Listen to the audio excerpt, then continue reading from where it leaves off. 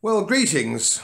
Forgive me if I return yet again to the subject which, of course, is increasingly concerning us all, and that is the possibility now of compulsory mass medication. This was outlawed in 1945-1946 by the Nuremberg Convention that individuals, free-born individuals, should not be given medication against their will. And of course, the government at the moment is trying to drive a coach and horses through that Nuremberg Convention. However, they are pressing forward with making it compulsory now for care workers to have compulsory medication or lose their jobs, which of course is as close to compulsion as you can probably get without actually holding people down. Now, this is actually against employment legislation. This is against the law of the land. So they're actually bringing in, or trying to bring in, a law which is contrary to the existing law for employment legislation. Now, the normal people, the usual people who would be protecting these individuals in care homes, working in care homes, would be their unions. Now, I think it's fair to say now that unions have long since abandoned their members. They've long since been sort of absorbed, as it were, by the state, by the establishment.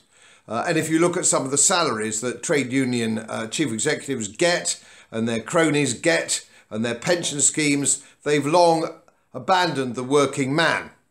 And there are no big trade unions standing up for their members at the moment in this particular case. So I have been on before, I've done videos before. Your only hope is the Workers of England Union, and there is a Welsh branch as well, ironically. So you can be protected if you join the Workers of England Union. And you can touch, I'm going to show in a minute, the coordinates you can get by getting straight onto their website for, if you work in the care home environment, how you can protect yourself against this outrage against the Nuremberg Convention, how you can do it. And there are protocols that you can follow, and the union will help you.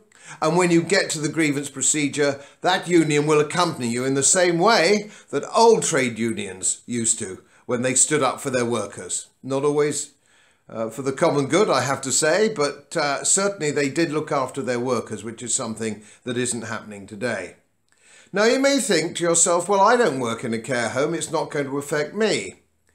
That's a very naive point of view, because the basis for this is that you have contact with elderly people, or people who might be deemed to be vulnerable. If you work in the hospitality industry, or you're a cab driver, or a bus driver, or a hairdresser, it would be very naive to assume that this is not going to apply to you. Of course, this is but the first step, and in the same way that the government is trying to put the emergency legislation that they have in place to lock us down in place yet again until next March. And I've said before, we will never come out of lockdown or some form of mutated lockdown. This is a government-sponsored political social experiment, political control. This hasn't got anything to do now about health. So you can protect yourself, and if you're watching this and you work in the care industry or you work in the hospitality industry and you fear that the crocodile will eat you next, the Workers of England Union can protect you. They can help you. You are not alone. There are thousands and thousands of people like you. And if you have not yet submitted to mass medication, it's probable that you have not given informed consent because you are informed. If that's not a little bit of Irish. And if you look at my website, which is Godfrey Bloom Your Health, you will find in-depth information on medication of the kind that's going on at the moment. And it's in some depth, and it's not written by big pharma representatives, people who are making money out of this, or politicians who are gaining political control as part of their social experiment. It's all there. The work has been done for you. So you can inform yourself and your family.